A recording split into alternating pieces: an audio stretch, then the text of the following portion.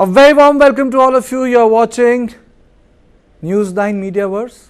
I'm Kartikeya Sharma and this is my show, To The Point. Manipur Chief Minister Biren SIngh held a press conference today. He said that the state is taking multiple steps to ensure peace. But the government also, meanwhile, filed a fire against the Editors Guild of India for misrepresenting the facts. In another development which took place during the weekend, and a lot of national newspapers like the Hindu, the Times of India, they reported that last of the 10 Kuki families were provided safe passage to Motubang in Kangpokpi district, some 25 kilometers from Imphal. He said, but the Kuki families alleged that they were forcibly evicted from the residence in the new Lambulane area to Mobung. It was widely reported everywhere. Now let me play out the press conference of Biren SIngh and then we'll start the discussion in two parts. Were the FIRs necessary? And secondly, and why did the FIRs were evoked? And secondly, what is this controversy on the last of the Kukis being moved out from Imphal? Let's play them. Recently we have seen one report published by the Editor News of India with some points. That is the reason why we are having press conference today.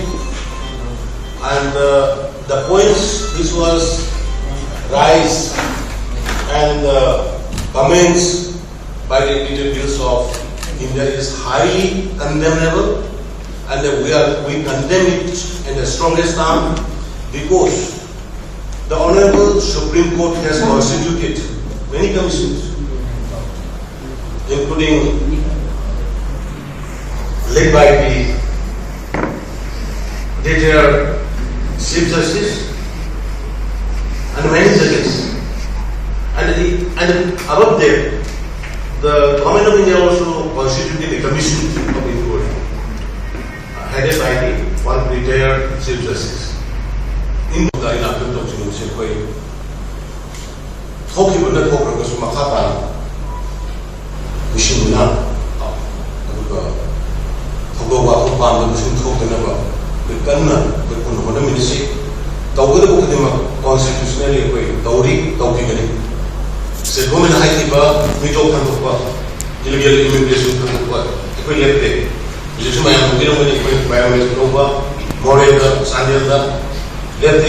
Central government September another 1 year people another 1 year central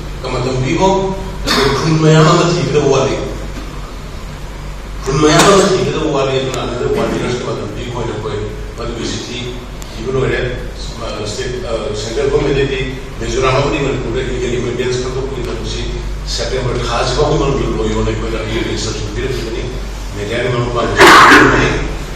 another 1 year extension with government Mayana Pam Takatum Topani, the area further Biren government Sanapun and the state government Sanapun and Kopi and Tagana had information Hungary and the high Biren government is central government. Central government and another reporting Biren and the part of Manipur BJP is I can assume the money. We may have the Prime Minister. Prime Minister, Secretary Narendra Modi ji, Nizam Bharat, Manipur war on drugs. Bharat Kumagi, Nizam Bharat movement, war on drugs in the Kanamda, the Mayamda, the Pineapple Illegal, we had information from the Army and some rifle commandos, paramilitary forces. State police in Arganda, Poppy Harbor thing, but Mahasatani is the Thanzakhup Tombing. Should understand sensitive word of Madame Sida. Meitei Sangoyani, Yarway, and Kangpokpi Sakitami Gana, Tawun to do to stop it. State government, I go to them, community, Masiali Marta, Masiali Marta. Hopefully, go and have a send over the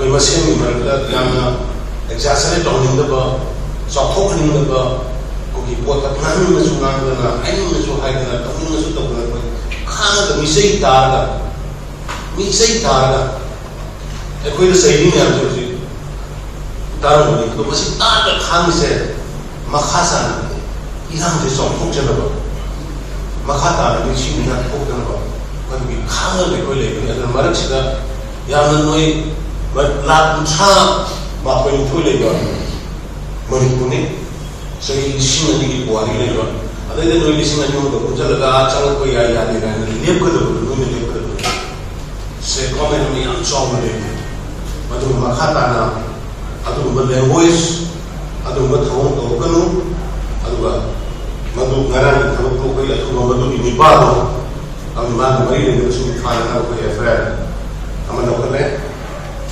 the FIR number 1215 within bracket 9/2023 MRIs SBS under section 153 oblique 153A oblique 153B oblique 188 IPC and iski makata uski Kuki spokesperson hai uki makata koi FIR much local issue ani kata awe namana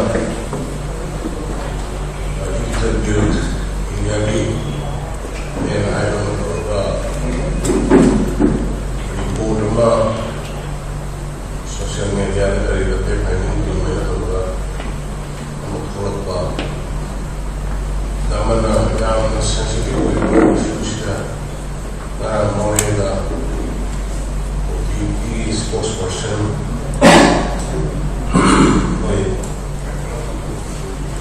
namana kan kalau masih berapa kalau Meitei saya punya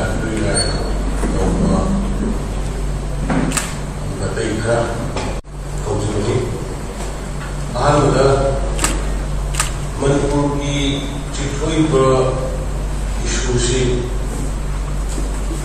crisis si ki complexity aduga masiki yang makhata ba marul ko kaya mga honorable Home Minister Amit Shah ji na parliament ba khangul despite of that some vested interest group karan hatta magi anwa pa fact finding ni kaya na konsulada issue Tamil Singh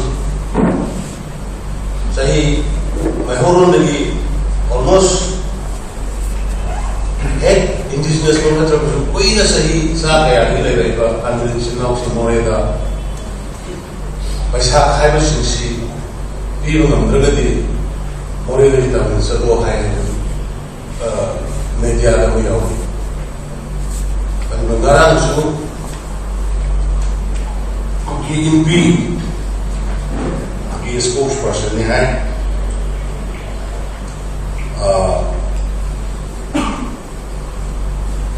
Kolal Hogi hai Mandana Police ni hai mana solution la di ko Meitei jangan lo hai kan morega hai statement mai masih aku ni mah Manipur history kalau Manipur history kalau nanti ada Manipur dia siapa i lewat sinat dia orang bagaimana mana kalau mana morning di wang tersier di cincin di berdu atau dari pai kusina gambar sinara dan narsin maharaj awas yang bisa dari kita tahu the Thanzakhup Tombing adu mori de amma masih di betul amat terlalu pandang ni sarkar sumiyam ini miyam di sarkar ni miyam di dunia ini dan miyam tak paham bagi against sama cerita ni koi cakap dulu adu kumba nasas ni nalau sini dan ikut hasil jual waktu semua Thanzakhup Tombing itu tak punya Manipur perjalanan masih tinggal di bawah ikoi miyam masih tinggal di Manipur unitedly, yes, government civil society is announcing migration. Government reception kitang I na kamusuloy na kaya yadaba. Ay na ulusuloy na kaya tamba yadaba. Ay na kaulusuloy na kaya yadaba matam. Lay matam sana mayam na ako'y tabang ulag kami. Ano na ako'y na nandaba ako'y na kaya na sila na nubi ano. Sarkar naman bayan bugi. Sarkar naman si Minister mo wala bugi, Manchuri mo wala bugi. Tapos ano na ito nga bayan na ako'y wasak mo. Ano na, Honorable Prime Minister na pinagawa mahiragaso, Honorable Union Minister, Home Minister na gawa mahiragaso, mayaman doon na yung tambayada ba? Mayaman na yung putuwa ka tambayada ba? Ano mayaman mo sulay? Ano na yung Singh? Ano maruba mayaman na mag-civil society, mayaman na mag-kadabiyo? No one will move out from the morning. Full security will be provided to stay here. This Manipur More is a part of India, Manipur is a part of India, we have to live together, no one can dictate to anybody. Nobody can ask questions to me, because as per rules, as per norm, we are appointing, we need to keep our police personnel fit.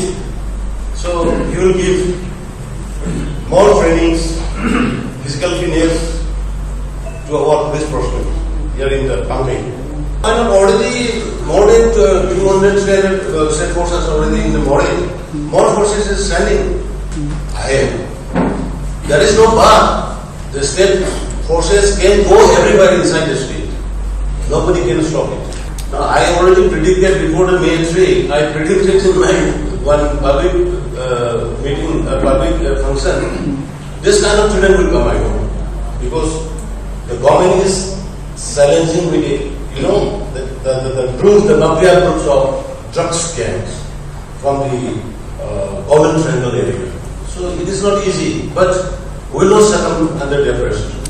Somebody is trying to break up the state, but our state force is enough to retaliate. We are retaliating.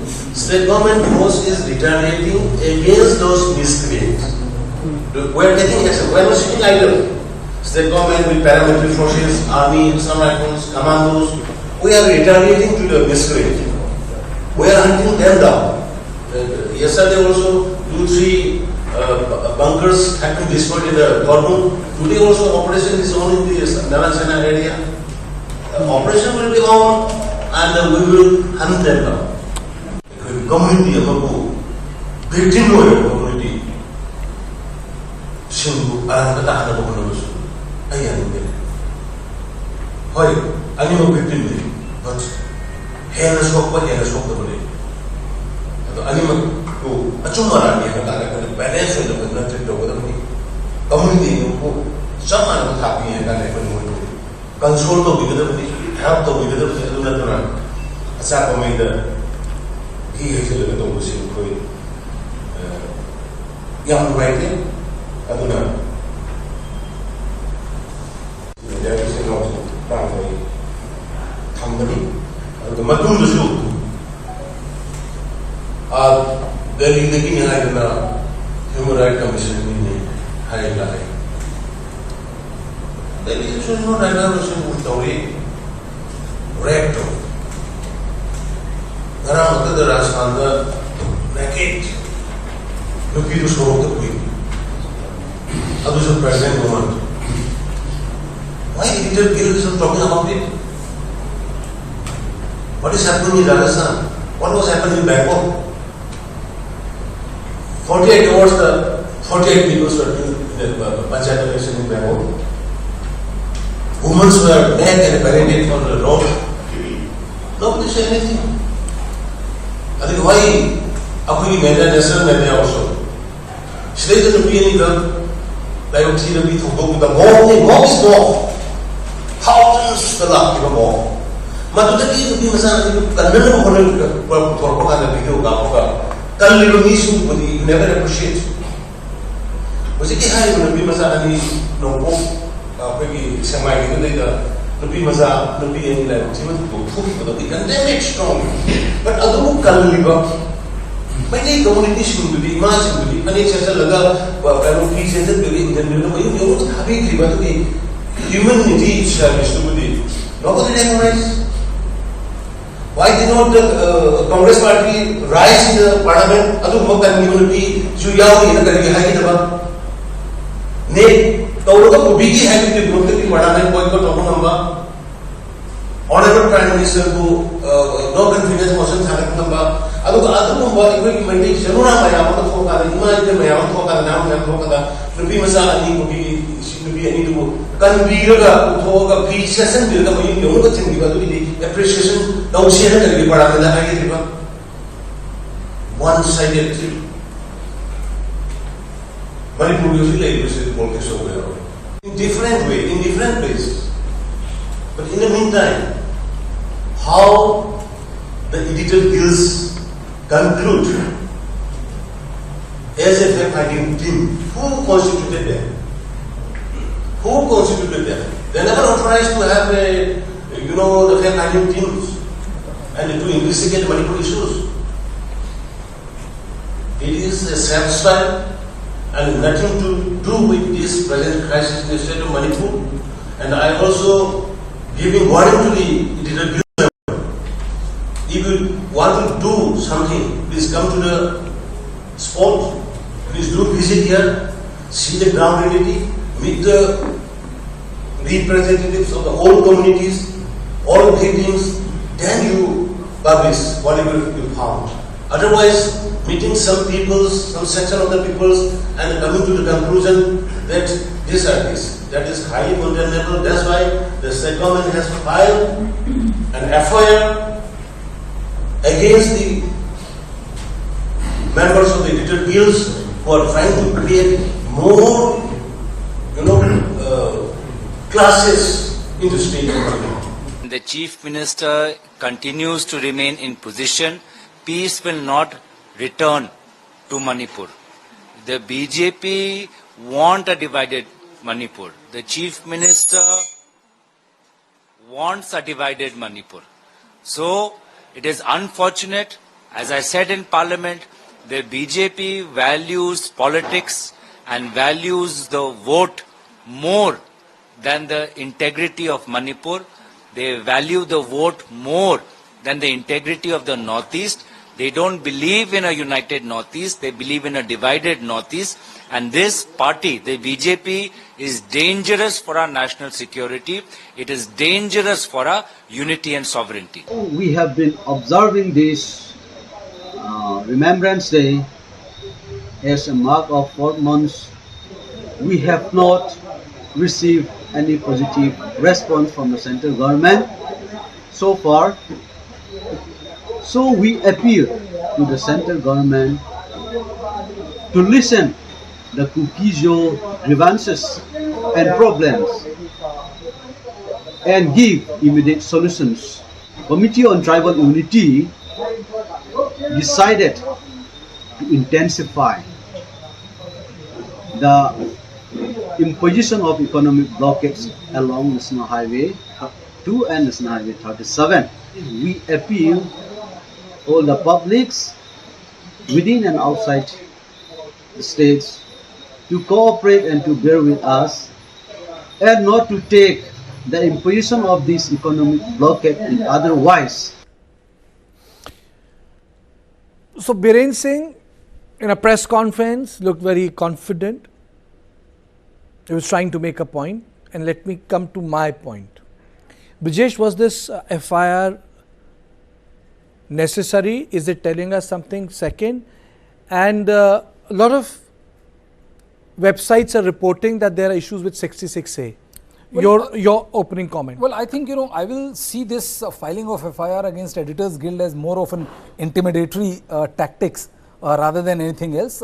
If there is any kind of inaccuracy, factual inaccuracy, I think if the state should expose them.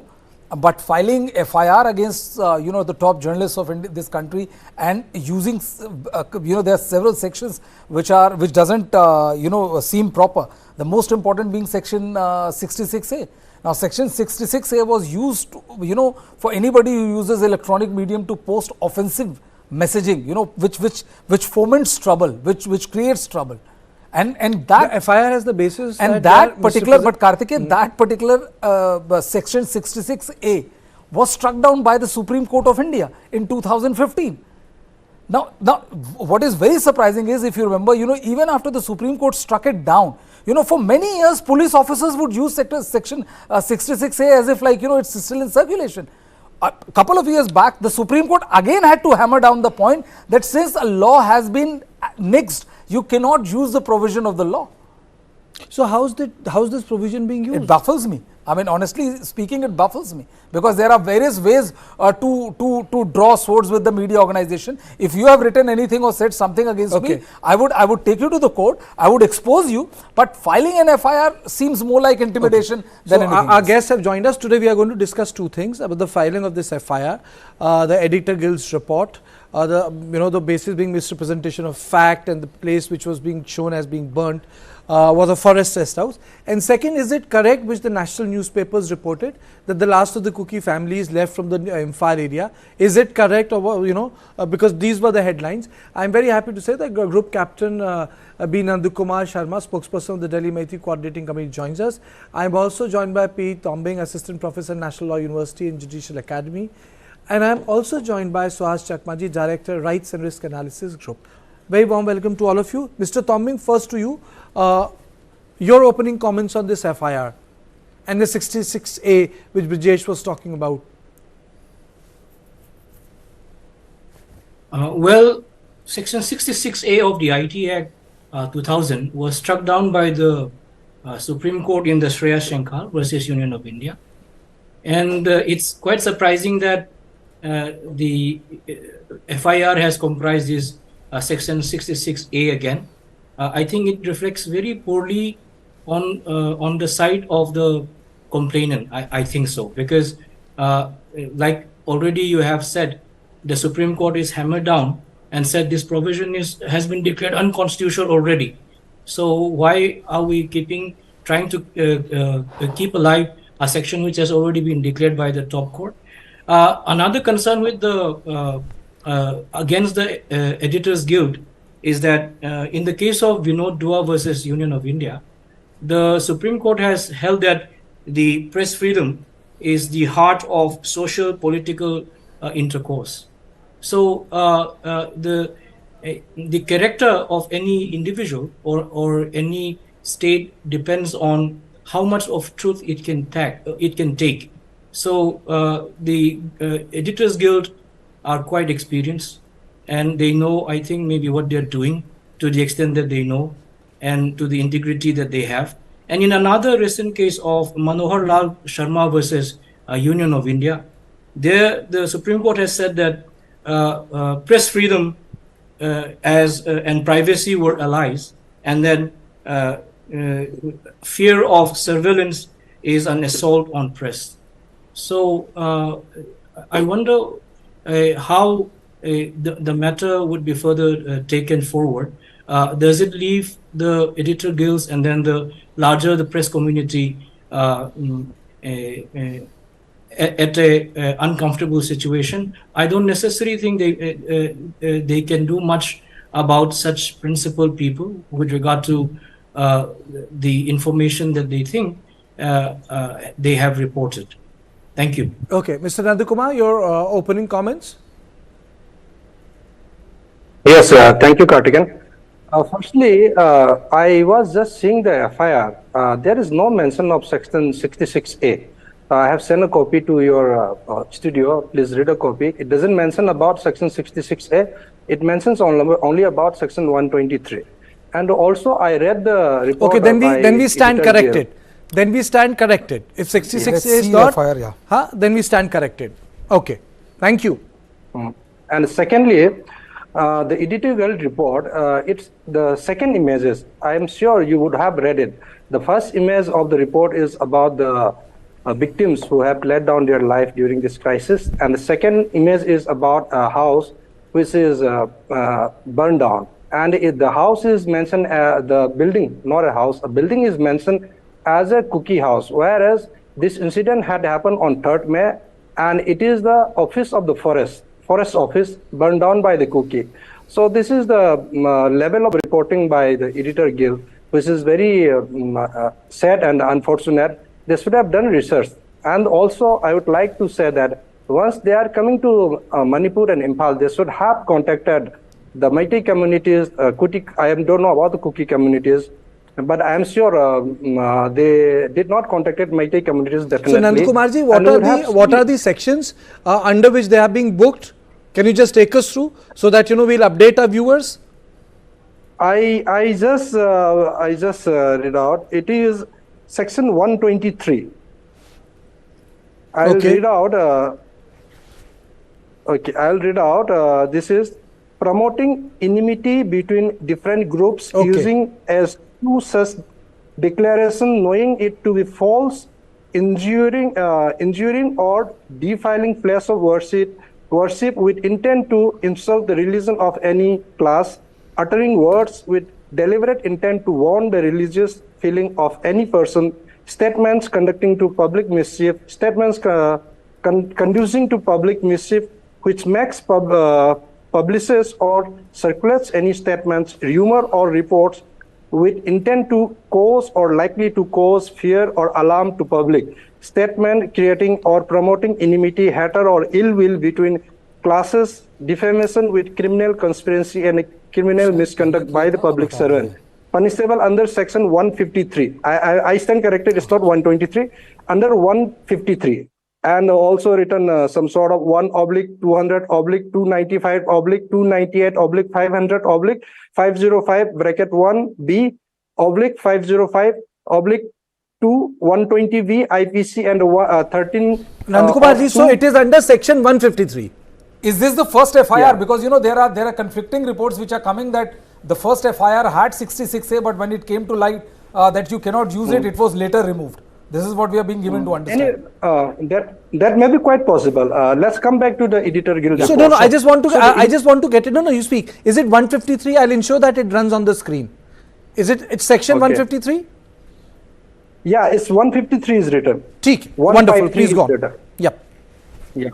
So coming back to the editor guild report, they call the Meira Paibis as a CR leader, and they also mentioned that Meira Paibi have urged the youth to rape and molest Kuki women.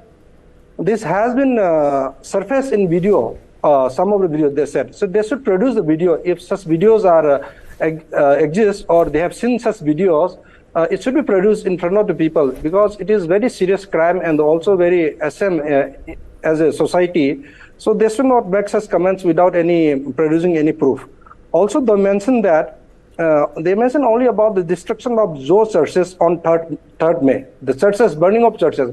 Whereas on 3rd May, the Hindu temple at Kaubru Lekha was completely destroyed, and there is an interview available by the Pujari of the temple, narrated elaborately in one of the channels.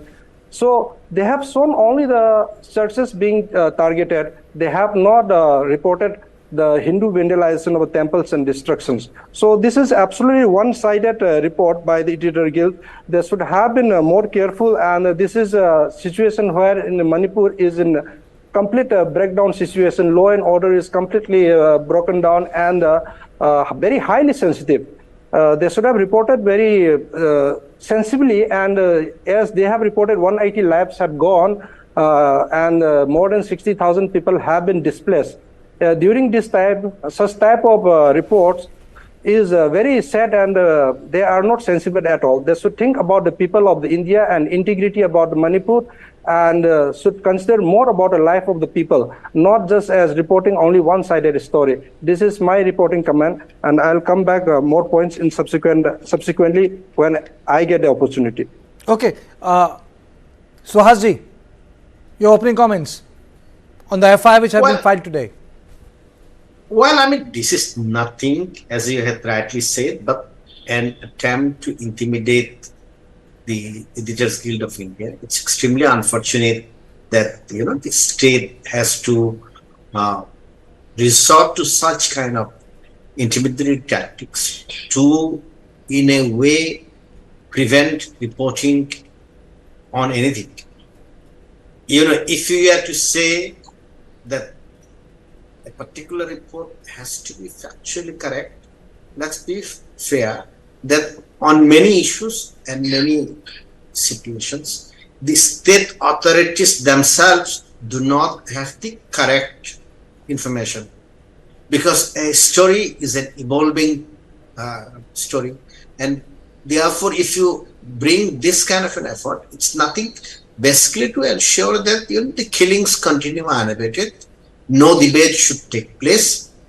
At the end of the day, we should be reduced to a theocratic state where nobody raises any questions. We should be reduced to a totalitarian state.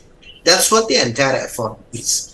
And I think if it goes to the Supreme Court, of course, all the facts will come out, whichever the provisions we have invoked. I don't think they will stand the test of the law, even with respect to the photograph. Yesterday itself, the Editors Guild of India had already apologized with respect to a particular photograph.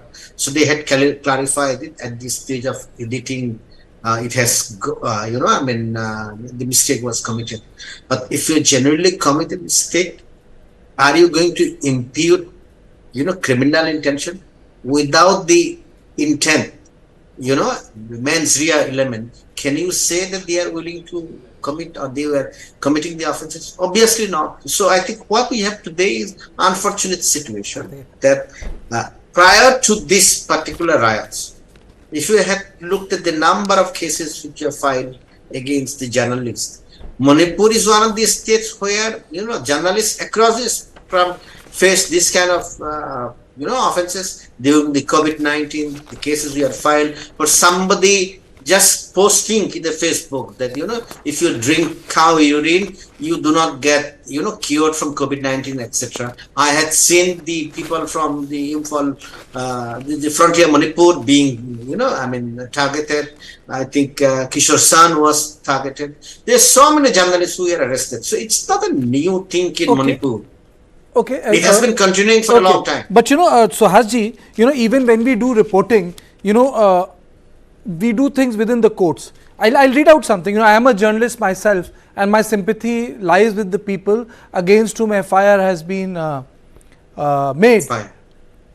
That's the principal position. But I'm just reading out one thing. Even when I don't think anyone has done program on Manipur more than me and Brijesh. But even then, we will not say a thing like this on TV like this. Manipur police and commando unit of the state were partisan and allegedly openly sided with the civilians and raided Kuki villages in the outskirts of Imphal. It is well known that the mobs did not loot police armories. The weapons were given to them by the police on the order of the state government. A senior member of the indigenous tribal leader forum, Kangpokpi, told the EGI team. It's a Editors Guild report. You want to say something, Suhas? Well, I'm not completing. Okay, please continue. Okay. Please complete it. Okay. So when I was going through these reports, when you produce these reports, isn't it incumbent that you come out, you say these are the people, sources, officers, you state them.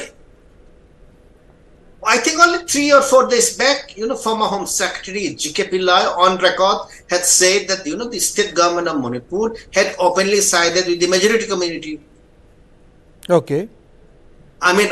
So there are certain facts which are facts, but they need not necessarily be, established through particular footnotes and etc. That's what I was saying in the beginning. That there are incidents and there are, events which the state itself cannot have the access to the complete truth, because that is an evolving story. So what Editors Guild of India had said has already been spoken by none other than the former Home Secretary, who is one of the most respected bureaucrats in the country. So, Editors Guild had said something which is on record, has been said by former Home Secretary. Now, are you going to accuse the former Home Secretary of the Government of India that he is, promoting enmity between the communities and etc.? Harsher comments were made by other politicians. Said you are going to file a case against P. Chidambaram, who said, there was ethnic cleansing. See, at the end of the day, what is the use of press freedom if you cannot even draw your own inferences based on what has one seen. At the end of the day, you should be able to, draw your own inferences, own conclusions. So somebody saying that, the majority, so the government of the day was partisan, that's shown. You don't have to establish it. If there was no partisanship, then the Supreme Court would not have intervened at all. Okay. Then the Supreme Court would not have passed all these orders. Okay. The fact that the Supreme Court had come and, everybody is speaking about, basically makes the case very clear that whatever inferences are being drawn by people actually can be attributed to the proceedings or the hearings of the Supreme Court itself. Okay. I'm asking, I'm asking, for example, let me be the devil's advocate here then. It's like the Imphal press. There's an extreme pressure on the journalists whether Meitei traveled to reflect the dominant view of the ethnic societies. The situation in Manipur was made more difficult with the ban on internet. That is an essential tool of modern journalism. I am reading the report because I want our viewers to know that hawa mein baat nahi ho rahi hai. There's a report I have in hand. I'm reading through it. It's not, I have taken out a copy from a website of a newspaper and called 3 people and started discussing it. I'm just reading it out. In the Kuki areas, the general view is that the Imphal press is biased. Media house in Imphal owned by Meiteis reported their version of events. They showed little responsibility on News9 as papers and television reflected the majority community's version in the initial days of the violence. A local Kuki reporter explained. Nandakumar ji. Yes, firstly, I do strongly object the use of word majority to Meitei, because as the media reports, I'll not say only of my own or Google report, most of the media report says the 53% is the Meitei. When you say Meitei, it includes the Muslim, that is called Pangal, and it is 8%, so 53 minus 8 becomes 43. In the 43, 5% is of Christian, Meitei Christian. So 38 is the population of Meitei Hindus and Meitei Sanamahi. Meitei Sanamahi is not Hindu. It is different from Meitei Hindus. And the report editor guild reports that majority Vaishnavite Hindus, whereas majority Vaishnavite Hindus percentage would be at around 18%. And this 18% would be around Meitei Sanamahi, which is different from Hinduism. Research by the editor guild to project the Meitei Vaishnavites as a majority there. And also, in Sultanpur, the district is completely dominated by the Kuki, which is basically they have different religion, and the Christian and the Meitei community who are inhabiting in Sultanpur, they are also Christian, Meitei Christians.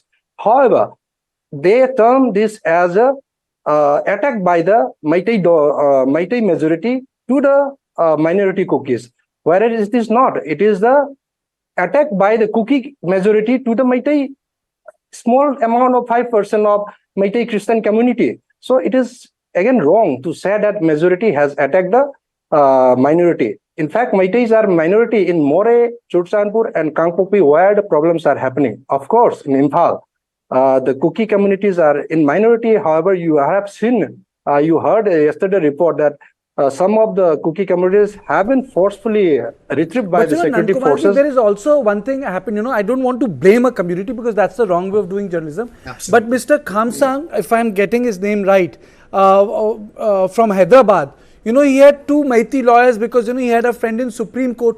मैंने photo देख के उनका तो घर तोड़ दिया गया. तो एक animosity तो है. I read it in Delhi. आप लोगों ने भी पढ़ा होगा. They broke into his house. They were representing Mr. Khamsang, who is a Kuki. Mr. Tombing, am I pronouncing the name correctly? Professor Dr. Khamkhanswan Housing.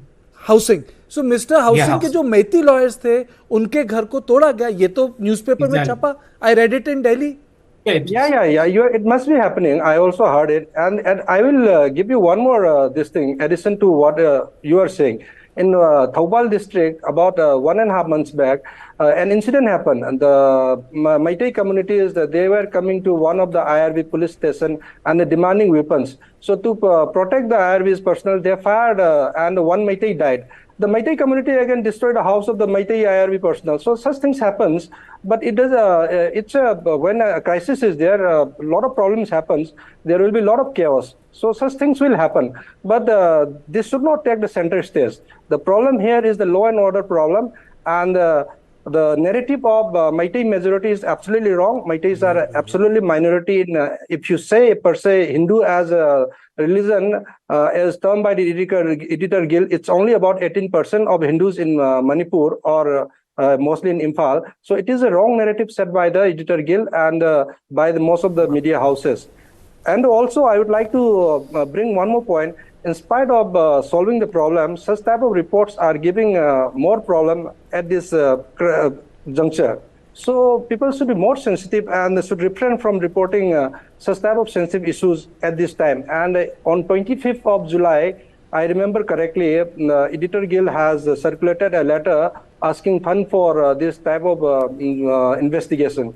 So I am sure if you see, none of the Meiteis would have donated or supported their investigation, or that also would have led some bias towards their investigation.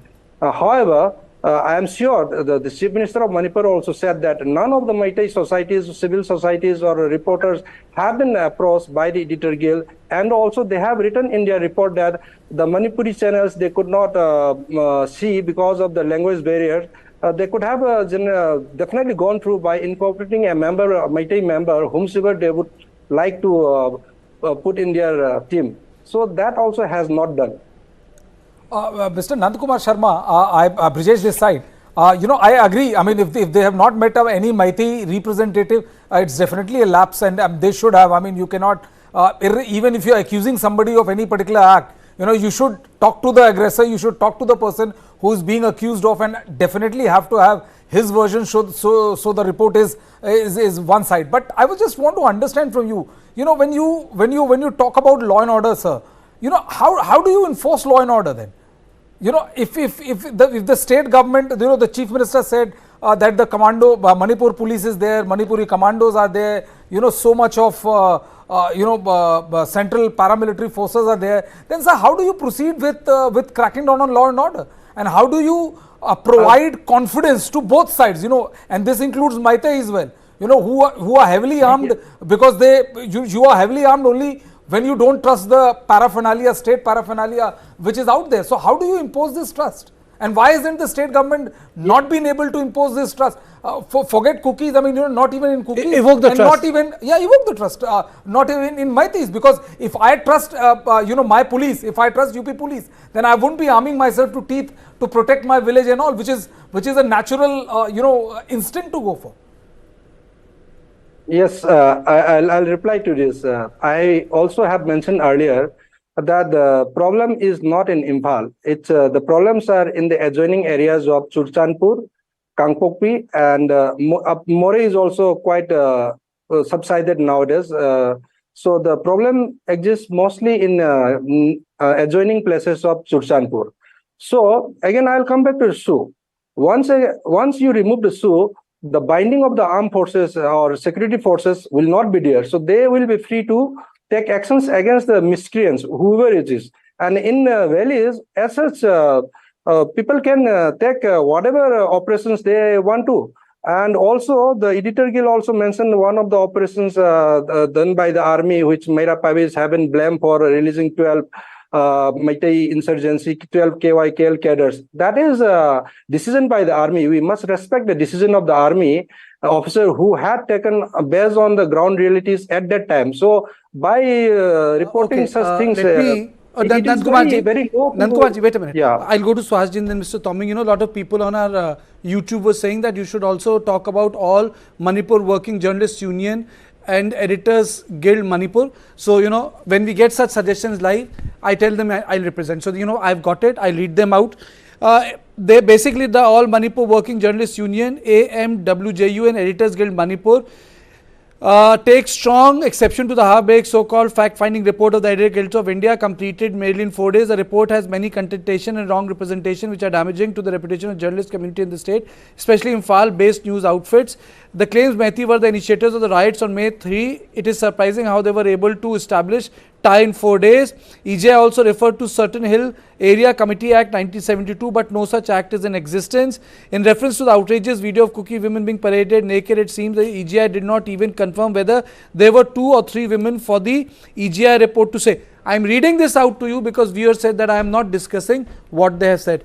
I keep it democratic, I keep it open, I have read it out.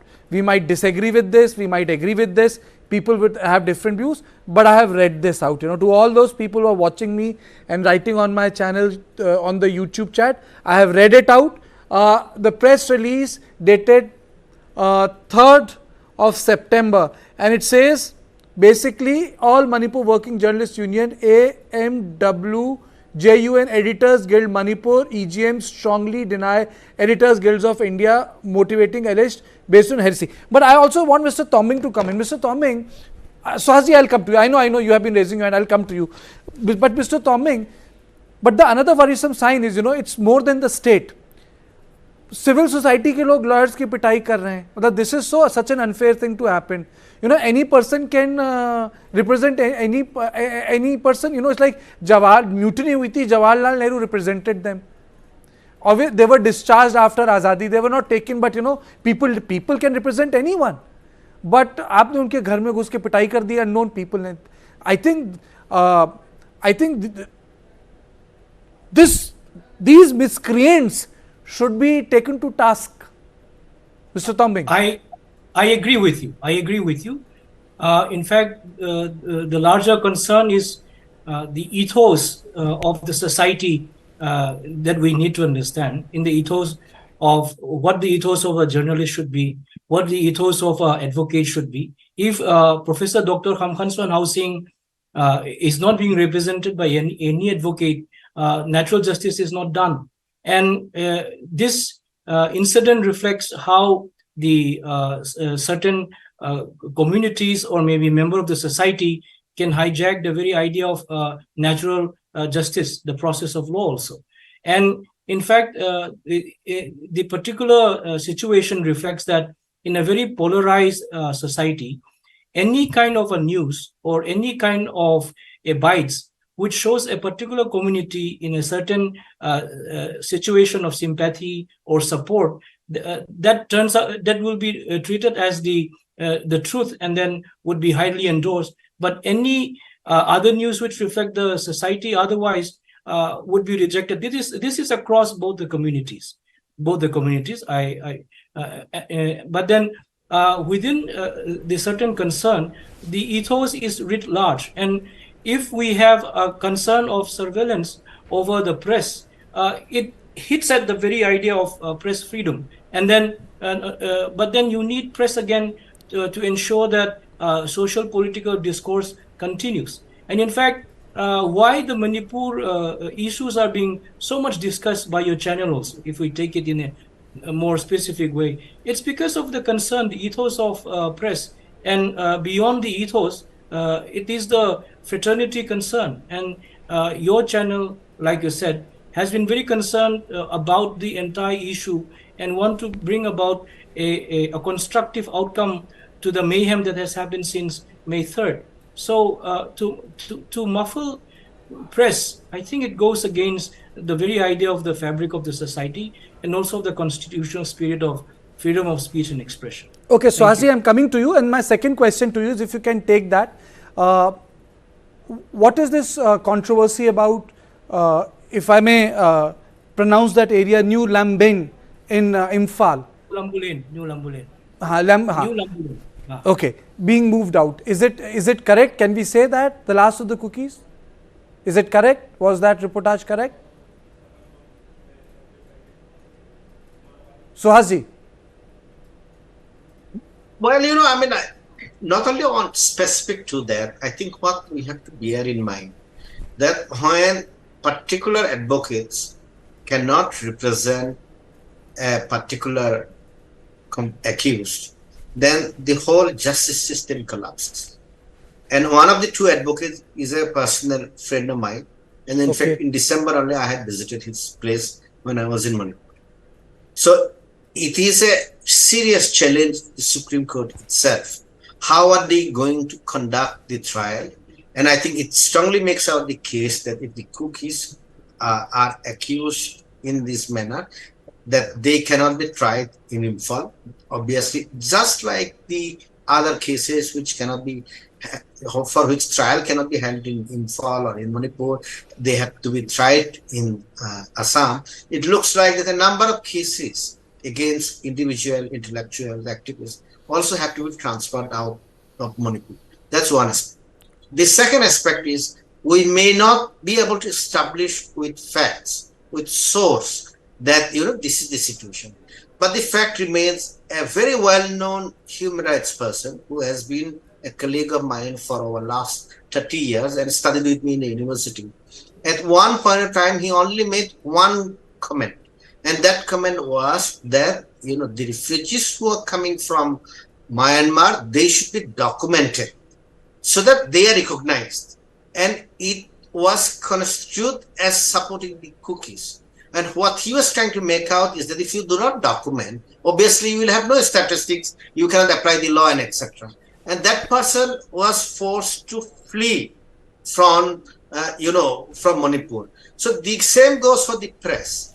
The press, in one hand, was absolutely handicapped because none of the Kukis we are allowed to report for the press based in Valley. So entire Imphal Valley media did not have a single Kuki representative reporting from the areas. So they were relying on it. On the other hand, if the lawyers are not safe, despite protection of the High Court, then you can imagine the fear which prevails in the minds of the journalists. What they were forced to basically report based one particular perspective, and that is what I think Editors Guild of India has said, that the particular press became not independent but a press for a particular community.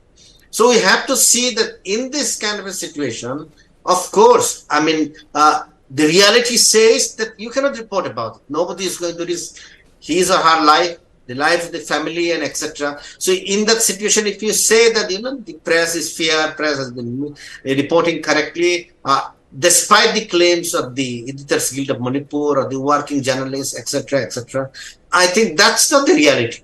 The reality is completely different from both sides.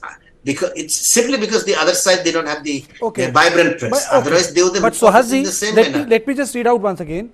The EGI reports also claim that the state government has withdrawn from the tripartite suspension of the operations agreement with Kukis. Although the Chief Minister Biren Singh did very brashly declare this abrogation with reference to the two of the 25 Kuki militant organization in the SU group at a cabinet meeting on March 10, 2023. On the claim these two were foreign organizations, this decision was never pursued. Therefore, SU agreement with all 25 groups are still intact. The EGI again did not bother to cross-check this before making its allegation. I am just reading it. It's like a counterpoint. Nandakumar, you can also come in. Then it also goes on to say that in this line, it says the EGI also refers to a certain hill area committee 1972, but no such act is in existence. The claim that the state government flouted the provision of this act to declare reserve forest or protected forest at its whim is false. There are no recently declared reserve forest or protected forest. The last reserve forest declared in Manipur was in 1990 according to Manipur Forest Department record. It also stated that these declarations were meant to evict Kuki villages, but the record of eviction by the government available with the Manipur Forest Department shows otherwise. From October 2015 to April 2023, houses evicted from reserve forest and protected forest show that there were 59 Kuki houses and 143 Meitei houses, 137 Meitei Pangal houses, 38 Naga houses, 36 Nepali houses, totaling of 403 houses. The EGI fact-finding team did not even bother to confirm these data from the relevant authorities and instead apparently chose to depend on hearsay. Nandakumar ji. Yeah, I will come back to first point. Mrs. Suhas ji has said Kuki community. Is it correct? Because I am reading All Manipur Working Journalists Union and Editors Guild of Manipur. It's a statement by them. I am just going by two reports. I will not hearsay, not from website. Is this correct? Because if it is, then the EGI report is wrong. I have no comments on that. Huh? It contradicts EGI's report. Yeah, but I would like to reply to one of the point raised by the Mr. Suhas. He said the outreach of the media by the Kuki community. मैं fact के बता रहा हूँ. ये तो आप जानते होंगे ना, आप तो वहां से हैं. ये सही बात बोली है जो एडिटर्स गिल्ड ऑफ मणिपुर ने बोला है कि ईजीआई का रिपोर्ट गलत है. I have not seen this report. Let me check and come back in a future program. Okay. So what I was saying is, It's Mr. basically Suhas saying that there are errors. There are factual errors in the report. There are factual errors in the report. That is what we are contemplating, but I have not read the report, so I will not. I'm reading out for the benefit of the viewers. I'm reading out for the benefit of our viewers. Okay, please go ahead. Yeah, definitely factual errors are there. I do agree with it. And I was talking about Mr. Suhas' point that Kuki communities reached out to the media in Imphal. It's irrelevant, in fact, in this present crisis, the media management by the Kuki community has been excellent. The national media and the international media have been widely covered, including social medias, whereas the Imphal, the Meitei communities, have been, they are not knowing what's happening in the world because of the disconnection of the internet. And whereas the Kuki community, they have the advantage of having close to the Mizoram, so the internet could be accessed, and they have been reporting whatever they want, and they have been setting the narratives as per their desired story. And it has been received well by the rest of the world. And it is only the Meitei who have put into disadvantaged situation. And you also know that by the Kuki community, a memorandum has been written to the United States and United Nations and the Israel Prime Minister. And the effective of their communication and media management saw this high that the European Parliament has passed a resolution against India that we all have seen. And that this has put India into very embarrassing situation. So the media outreach to the Meitei community in Imphal by the Kuki is irrelevant. And our stories, the Meitei stories, are not able to reach even to the national medias of India. So this is one of the sad part of a narrative set by Kuki community and the vis-a-vis Meitei communities. And also, I would like to say again, once again, the solution lies with the destruction of the poppies.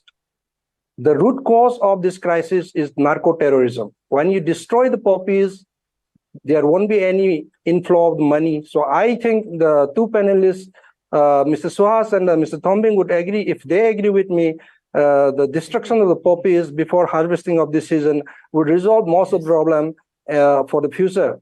And also, we should stop supporting the Kuki Sioux militants. There has been about 15 years that Sioux has been in operations, and the cadre would have been come to the normal life. Nandakumar ji, today, I really didn't want to talk about the Kuki Sioux militants. People will accuse me, blame me. ये एक ही topic को लेके बैठ जाते हैं जैसे कि कोई पटा बांस हो. There is nothing else to talk about. Today, Biren Singh held a press conference. I want to focus on it. This is the Editors Guild of India. They have been charged of misrepresenting the facts. There is a serious complaint against them. There is a FIR which has been registered. It's a serious issue. Suhas ji has his own strong views on it. That is why I'm coming back to it. And only two issues I'm willing to take today is, on that, the weekend story which got published in Delhi, the movement of people to Kangpokpi, and the second thing which I am interested to talk about, which really I feel bad, is कि lawyers के घर क्यों तोड़ दिए गए? Anyone is free to represent anyone. I think if it is done, it is really, it's being illiberal to the height. Individuals. I'm sorry to say this, even Kasab got represented by a lawyer in this country. Our judicial system is so strong, isn't it, Brijesh? Yes, absolutely. He got represented, and I think, there are. हम लोग छाती ठोक के विदेश पे बोलते हैं कि कसाब को भी लॉयर मिला. वहां पाकिस्तान में मिलिट्री कोर्ट में Indian citizen is being tried and not being given fair access. It's a very complex situation back out there in Manipur, and I guess since the divide between the ethnicities is so deep, that is the reason why many people could not fathom the fact that there's a lawyer. It's your job to represent irrespective of who he or she is, and that divide or distrust, because Kartikeya, the situation there is also not as easy or as binary as we see in most of the states. Absolutely, the situation there is very different, and their ethnicity, their ties, their roots, and all is completely different from most of the states you and I have covered, or their understanding. So whenever we apply, we cannot apply the same yardstick to the state of Manipur. Having said that, yes, if this act has happened, there should be condemnation. I saw Mr. Nandakumar Sharma ji, talking about it and said that this should not have happened. No, because there are certain things which have been written which I don't know where. Maybe Brijesh, you can tell me, Kartikeya, you are wrong, but the executive editor and all three of you are open to comment on it. That's a हाथ खड़ा कर दीजिएगा आप. Executive editor for local English daily said that the Hill reporters were mostly untrained, and even before the violence, the copies they filed had to be heavily edited and rewritten. Whether this became an excuse not to use the version of the tribals or reports from the Hill district was unclear. I mean to say, I really don't know what to make of it. No source. Ji Swazi. No, I think, if you read the Article 371 of the Constitution of India, there is specific reference to Hill Areas Committee, and there is a particular act.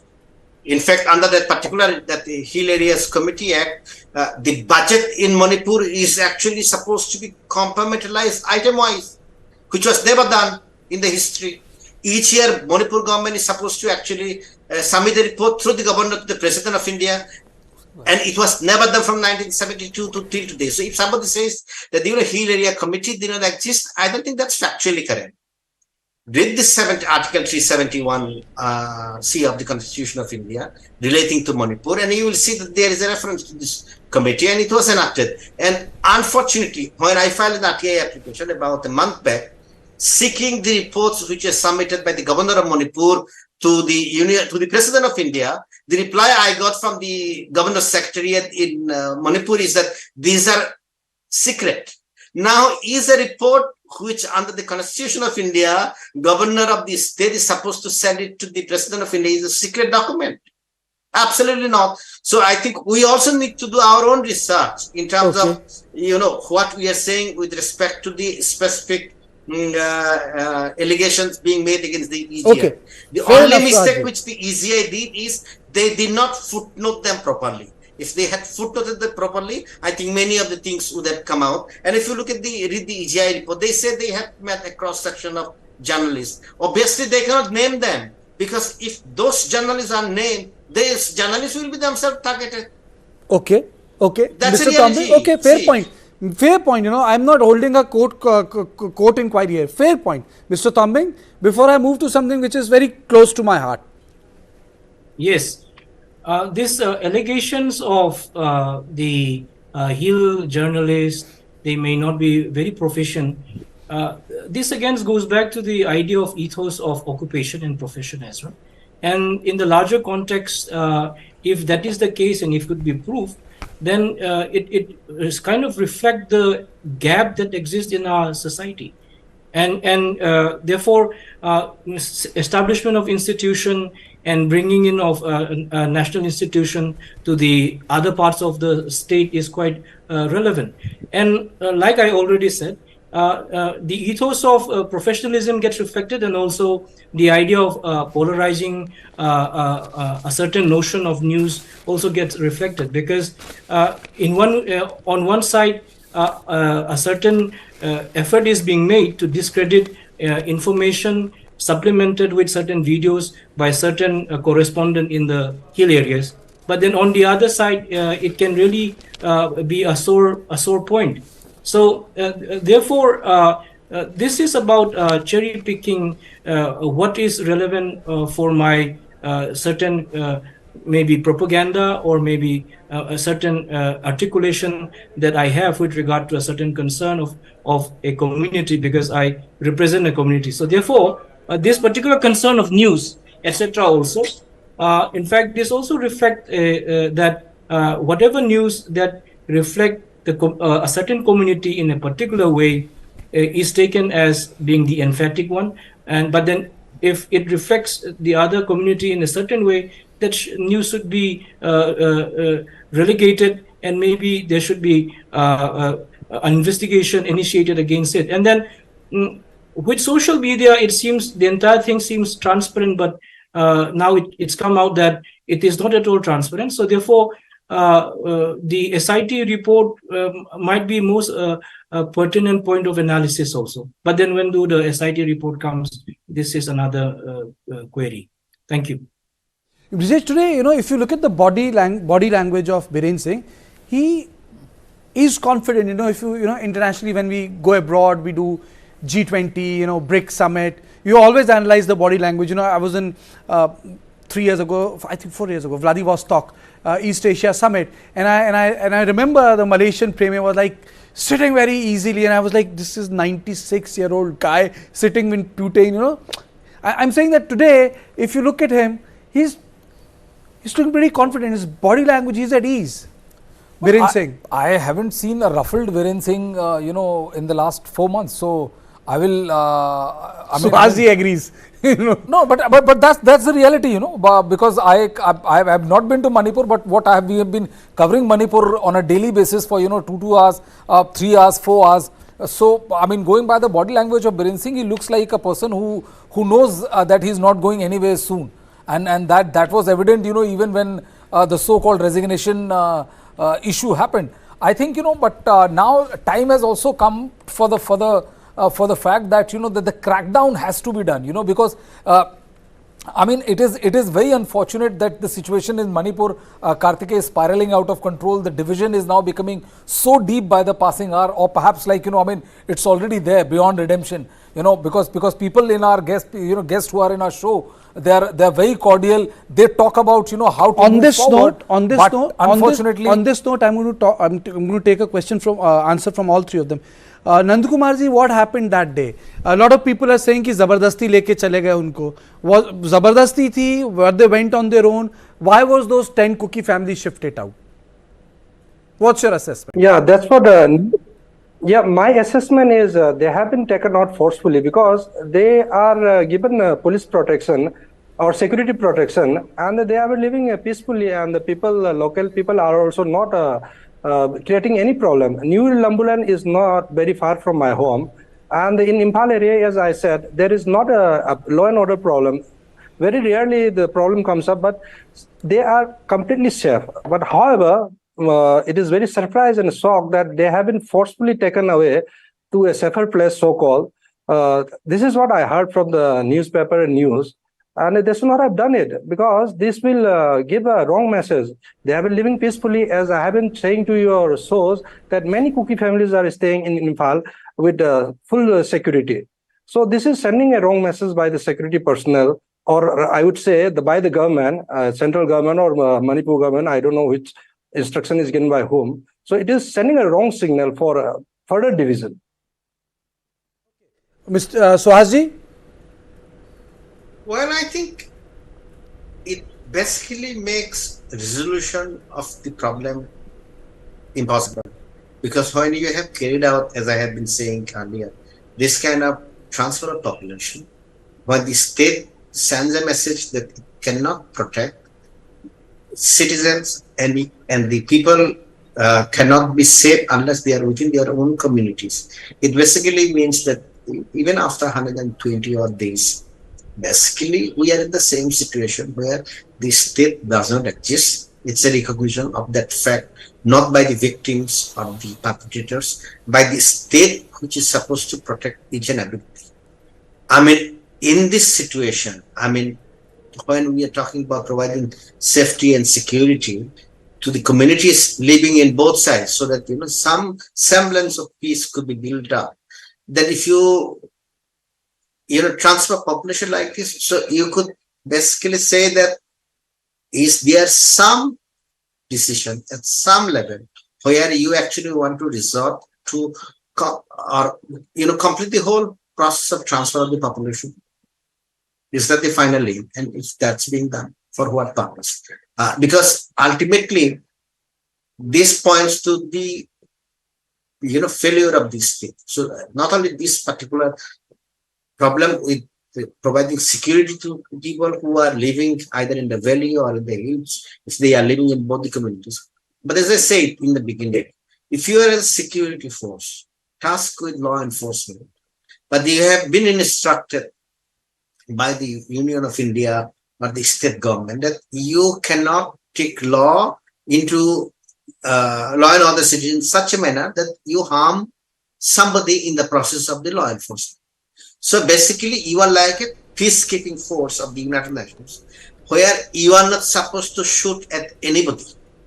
And when an opportunity comes, you do not engage in combat, you actually flee from this spot. So the Indian security forces, which are providing peacekeeping missions all over the world, are actually tuned in this kind of a situation where there is Okay. a huge civil war, everything has collapsed, and we are into that. So security forces cannot use the firearms, the police cannot protect the civilians in particular areas, and the state, after 120 days, after the intervention of the Supreme Court, is still transferring population. So what does it mean? It basically means that whatever we are discussing, the situation has improved, blah, blah, blah. See, the situation remains exactly the same. Just because there are no killings on a daily basis does not mean there is an improvement of the situation. Suhasji, it is like this, press loses attention. I remember it was pandemic and I was reading New York Times and they had this full page when the Taliban was the border of Kabul. And suddenly after some time it went like this, then it went like this, then it went at the corner, then it slightly disappeared. It's like Ukraine, it used to be front page NYT in Guardian, then it became the side thing. Now it comes like this, in a box if you open NYT on your phone, day 610. So they have actually lost count of headlines. Narrative, the media, the board, the way we do, itself is instructive, Suhasji.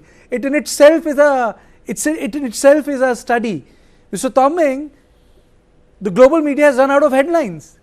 So it says, Ukraine, day 613. It has been numbered. Yes. It's like when you number something, when you use the number is like it does not has a soul. He or she has a soul. So when you when you number it, you know that the whole thing is like a data. Exactly. And I don't want to do this Manipur coverage, Brijesh, day Absolutely. 115. The day I do that, that I have made an 8 out of it. Mr. Tombing. Yes. In fact, the type of what shall I say, inventiveness with regard to the title would be a challenge for the channel also. A little brief on New Lambulan. New Lambulan is a very prominent place for the Kuki Zo community, particularly the Kuki communities. This is a place where majority who stays there are either IS officer, retired IS officer, IPS officer, or certain bureaucrats, a provincial bureaucrat or central government bureaucrats. So therefore, the final community, the final family members who were extracted, it can be interpreted in two ways. Maybe one interpretation can be that the talk of balkanization that we are saying, maybe in the heart and in the mind, that has been again facilitated. Another one could be that whatever has remained of the Kuki Zo community in the valley areas, it has now fallen. So this extraction of the last family is in one way it kind of reflect what can be expected in the future of how this particular ethnic clash is going to go further, because to many of the communities the idea is that we are not wanted in the valley area, so therefore we should go to the hill areas. And then another narrative that is there among the Meitei community is that we don't want the Kuki Zo communities in the valley, but then the territorial integrity has to be intact. These are very strong emotions and sentiments that are attached with it, and it does not in any way help in how the process of maybe a larger peace can further be discussed also. Brijesh, in today's press conference, apart from other things, Chief Minister said that we are retaliating against the miscreants. Well, yes. How do you sum it up? Well, yes, that's a statement which was given by the Chief Minister. But honestly speaking, I would have expected him to spell it out a bit more as to what kind of success the government has achieved so far, what has been the, I mean, a little more about the kind of retaliation which is being carried out. Because, I mean, if the state is retaliating, if the state is doing a crackdown on law and order issues, if the state is able to convince people to part with the heavy weaponries which they have kept with themselves to protect themselves against the impending danger, because here it is words, there it is a matter of life and death, Kartikeya. So I honestly, I cannot bring myself to ridicule the notion of fear and of the fact that when you fear for your life, fear for your family and your villagers, it's an entirely different ball game altogether. But yes, I mean, the onus also lies on the state government. It is not like that by saying something the state government can absolve itself of its onerous responsibility. Of course, it's a very hard task. Of course, it's a layered explanation. Of course, Manipur is a very, very complex narrative, which honestly speaking, I personally learned so much about it in the last, more than 4 months. But the fact is that if the crackdown is not there, then there is no end to this unfortunate violence which you see, I think, in a place blessed with so much. It's even more important because G20 is being organized this weekend. I think in this present press conference in which Biren Singh spoke about that action against miscreants are taken, I hope there are a couple of issues he I hope he takes up, and that is, to crack down in a way so that every weapon is retrieved. Every day we read Manipur police tweets out, they are doing the job, but I think even there is a large load which is out there. There's a large load which is out there. Also the crackdown of this illegal weapons which are being built, because it is astonishing the kind of creativity which is being exhibited. Building illegal weapons, country-made weapons. Yeah, illegal country-made weapons. Yes, absolutely. Half of the stuff we cannot put it on TV channels because it's going to violate most of the policies. But I'm stunned the way the sort of weapons are being assembled. I have not seen that in other theatres as a reporter also. But I think most important aspect of this conflict, which people will have to deal with long run, and I would say I end with Suhas ji, is the way societies have reorganized themselves ethnically in different parts. I think that is the real challenge, to get them together, because he has said multiple times on my shows, because once it happens, it never goes back to normal. And I think I just wanted to say one particular thing, that he's not taking any action. If he was taking action, he would have been providing security to these 10 Kuki families so that they do not leave the capital. Okay. And that itself speaks. Fair enough. I think that's the point. I think that's the point. It's like an assurance. It's like an assurance. But I think the most important thing is that all these assurance will come into effect once all the weapons are back. Because what do you do when you have so much of weapons in hands of the civilian population? It's actually, that's the real issue. You need to get everything back.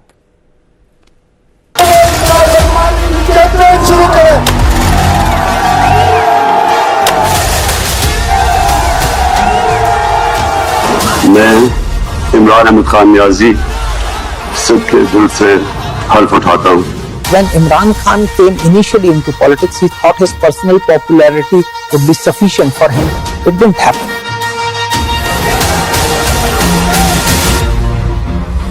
The retired military generals are openly saying that Imran Khan is a better choice. Imran Khan may have bitten a bit too much, more than what he can chew. Implosion. This and more. Streaming on world's first news OTT.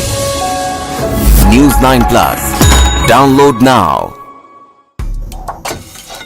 China won't let us rest easy on our borders, but they will keep flooding our markets. What does Xi Jinping really want? I think he wants the Indian market, no doubt about it. It's really a matter of showing their dominance. India's great Chinese conundrum. Nobody can contain it. Not the United States, not China, not anybody else. Frenemies. Streaming now.